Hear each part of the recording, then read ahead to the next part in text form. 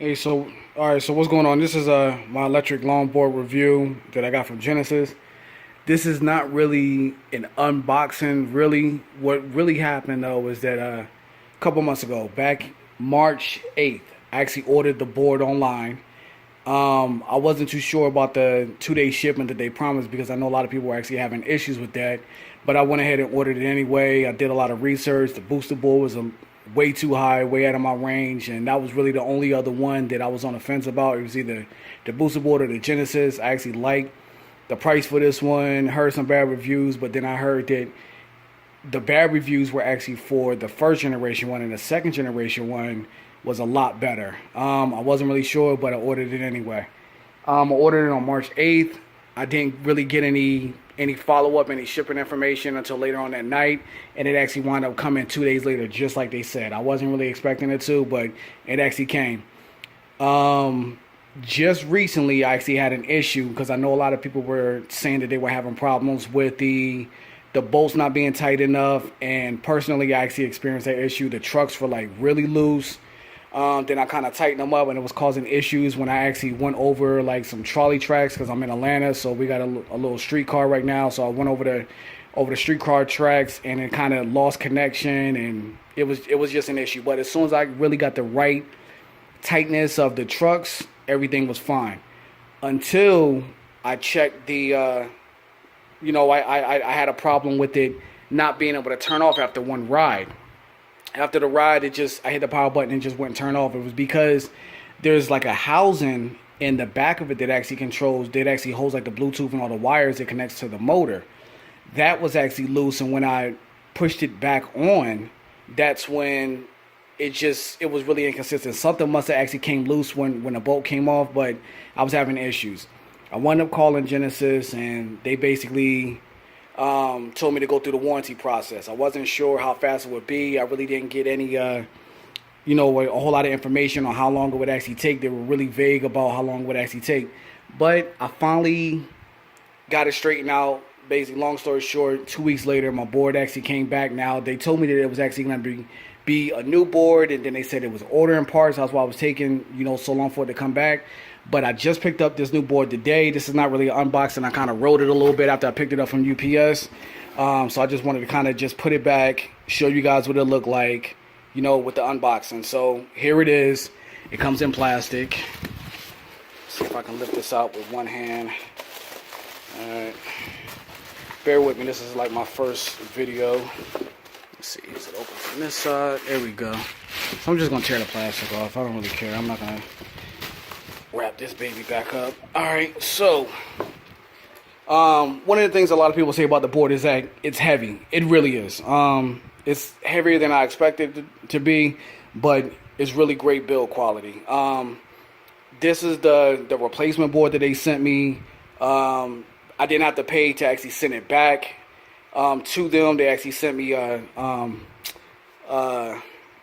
tracking information for me to send it to them. I didn't have to pay for them to actually send it back to me. They were smooth with the process. The only thing is that it wasn't a whole lot of communication between them. They really didn't keep me in the loop, but they wound up sending me a brand new board, so I have it now. I can't really complain. This was actually the housing that I was talking about that I was actually having some issues with. This actually got a little bit loose because one of the bolts actually came out of it. So this housing was kind of loose, and it messed with the, let me see this side. It actually messed with the power button. So when I hit the power button over here, it would not power on or off. I actually had to take the battery out of this in order to get it to power off, and that power. And once I put it back in, it wouldn't respond when I hit the power button. Really weird. But like I said, they were good about it. They wound up, sending me a brand new board.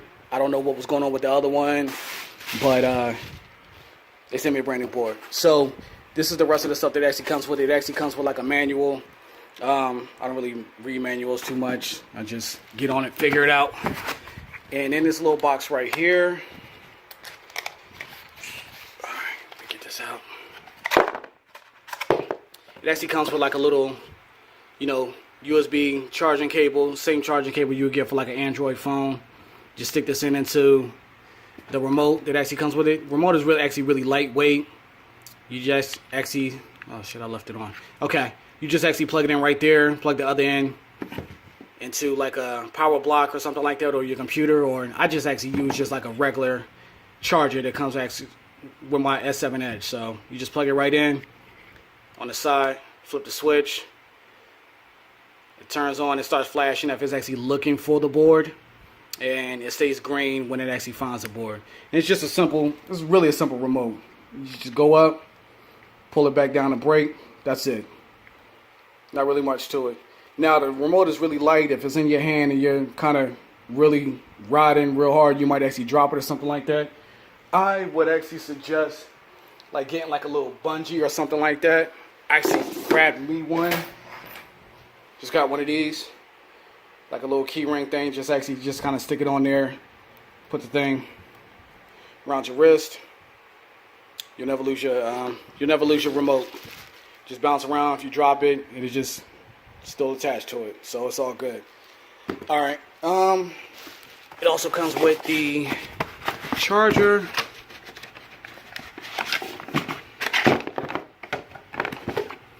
Like a standard like laptop kind of charging block right here. Pretty simple. It actually just goes into the other side of the board right here. Just pop it in there. Other end of the wall. Come on, you guys know how the charger works, so that's it. Usually charges takes about like maybe 2 hours to fully charge. Now they claim that it actually gets 20 miles. In my experience, well, especially with like the last board that I had, and it's probably gonna be the same way with this one. I can't really say I've actually even wanted to try to push it 20 miles, because once you get down to the halfway point, and you'll know exactly what level charge you actually have, because these are the indicator lights right here. 1, 2, 3, 4. You turn the board on. Let me go and just turn it on. Turn the board on. All the lights light up. Once it starts getting down to like halfway power, you're not going to get 20 miles per hour. I never even really clocked it. If this thing doesn't go 20 miles per hour, I don't want it to, because this thing is like super fast. Like, because I ride around downtown Atlanta all the time, you know, weaving in and out of traffic, or maybe I might, you know, jump on a sidewalk or something like that. It's fast enough for me. Personally, as a rider, I mean, I'm a pretty good rider or whatever, but I'm not doing a whole bunch of tricks and not like that. But this thing is actually fast enough. If it doesn't go 20 miles per hour, I really don't need it to. So speed-wise, it's amazing. As far as like distance, if they say 20 miles, I really don't believe it, because like I said, once it gets down to halfway, it slows down so much. I mean, it could barely creep up like hills. It's not even fun riding anymore. I wouldn't even bother. So I always keep the charger with me. I say you get a good 5-6 miles of like really fun ride, and then after that it just creeps, and it's just not even worth it. I mean, it's just not. It's basically a waste. I don't know why they say 20 miles, because it's really not going to go 20 miles worth of fun. It's just not going to happen. Aside from jumping on it, which I'm not going to do right now, I just wanted to do like a quick review. Honestly, my review, my experience, even with it, you know, with the issues that I had, as long as customer service can, you know, own up to it and actually fix it and resolve the issue for you, I say go for it. I love it. I love it. I mean, even stacked up against the booster board, whatever they say about it, I love this board. It was so much fun. It broke my heart when I had to turn it back in, and I got a new one, so they actually fixed it for me. So I would say definitely go ahead and get this board. It's amazing. It's fun. I take it everywhere with me. I take it to work. I leave it in my office. Whenever I got some free time, I just cruise around downtown, or you know, I go around Stone Mountain. Just a lot of places in Atlanta. It's fun to ride. So far, I'm the only one that I've seen that actually had this one, but I think more people should get it. And because I love this one so much, I am going to go ahead and get the Stinger, which is like, it's more like a trick skateboard. I'm not going to be doing any tricks on it, but it's a shorter board. It looks more like a traditional board instead of like a long board. So, you know, it's got the fins that kind of swoop up or whatever. So I'm definitely going to get that one and kind of just trade it out. The wheels are real chunky, real big, and take the streets really good. It takes hills great. As long as it's like fully charged, or like maybe 3/4 charge, takes hills like a pro. But basically, I love it. Even with the issue that I had with the other board, with the, you know, power issue, I would still recommend this board. All right, cool.